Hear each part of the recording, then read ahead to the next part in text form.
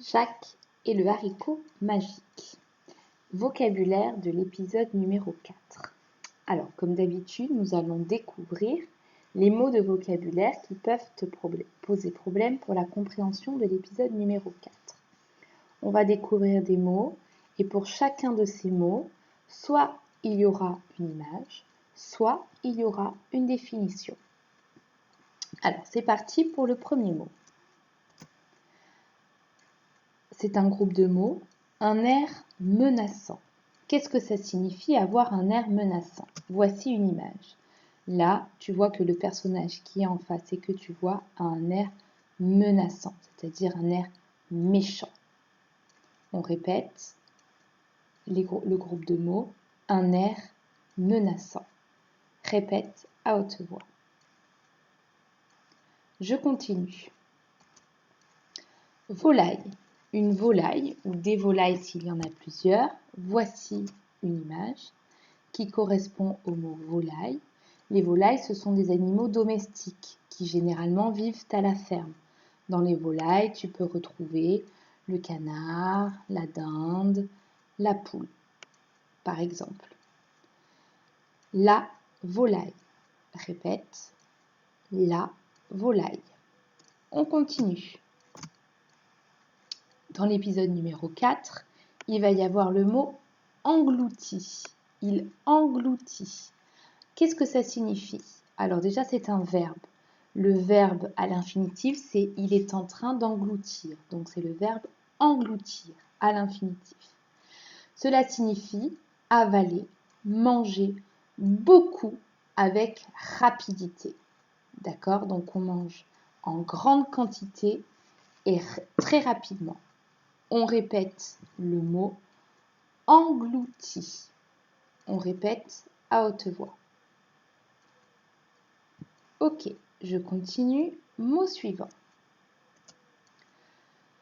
Se réjouit. Qu'est-ce que ça signifie? Alors, on va lire la petite définition. C'est un verbe. Le verbe à l'infinitif, c'est se réjouir. Se réjouir de quelque chose, cela signifie que l'on exprime sa joie. C'est être content.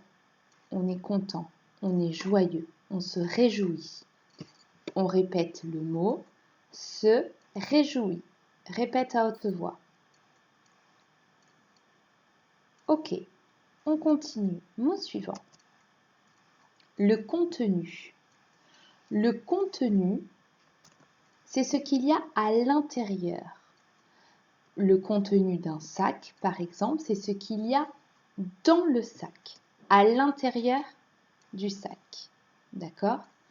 À l'intérieur, dans le sac. Le contenu. Je te laisse répéter le mot à haute voix. On continue. Voilà une expression. Ne lui manquerait guère. On retrouve dans cette expression le ne et le guère que l'on avait déjà rencontré dans l'épisode numéro 1. En fait, ce ne guère, c'est une forme négative comme le ne pas. En fait, ça signifie ne lui manque pas. D'accord? Ne lui manquerait guère. Cela signifie que ça ne va pas lui manquer. On répète, ne lui manquerait guère. Je continue. Mot suivant.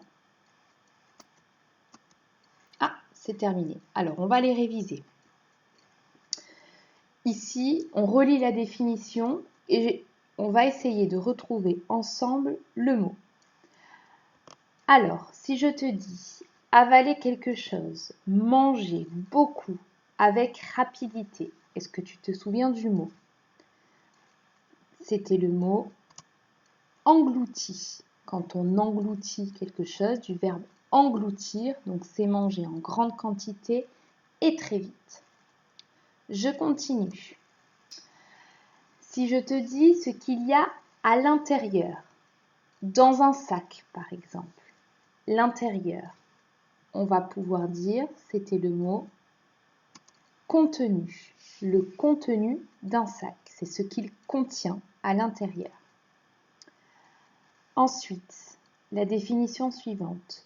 Ne lui manque pas. Alors, on retrouve le ne et le pas, forme négative. Cela correspond à une expression « ne lui manquerait guère » avec le ne guère. Ensuite, exprimer sa joie, être content. Est-ce que tu te souviens du mot qui veut dire que l'on est content? Se réjouit, du verbe se réjouir. Ensuite, on va avoir une image. Alors, ces oiseaux domestiques que l'on retrouve souvent à la ferme, comme le canard, la poule, la dinde, l'oie, on appelle ça des volailles, ou une volaille si c'est au singulier. Le mot volaille. Et enfin, pour terminer, alors souviens-toi, ce personnage a un air très méchant. On dit qu'il a un air menaçant. Alors regarde bien les images et les définitions. Je te relis une dernière fois les mots de l'épisode numéro 4. Le contenu. Englouti. Ne lui manquerait guère. Volaille. Se réjouit. Un air menaçant. Voilà pour le vocabulaire. À toi maintenant de prendre ton fichier de lecture Jacques et le haricot magique, de découvrir en lecture silencieuse et à haute voix l'épisode numéro 4. Tu le lis plusieurs fois. Quand tu as terminé, tu prends dans ton plan de travail les activités correspondantes à l'épisode numéro 4. Alors tu as une activité. Qu'est-ce qu'il va falloir faire? Il va falloir donc bien lire et relire l'épisode numéro 4. Tu le gardes bien à côté de toi pour faire cet exercice, puisqu'il va falloir découper les images et les parties du texte et recoller dans l'ordre les illustrations et les parties de l'histoire. Donc ici, c'est la partie texte et là, la partie image qui correspond à ce texte. Donc 1, 2, 3 et 4. Donc à découper et à coller en s'aidant bien entendu de l'épisode numéro 4 de ton fichier de lecture. Voilà, c'est terminé. Bon travail!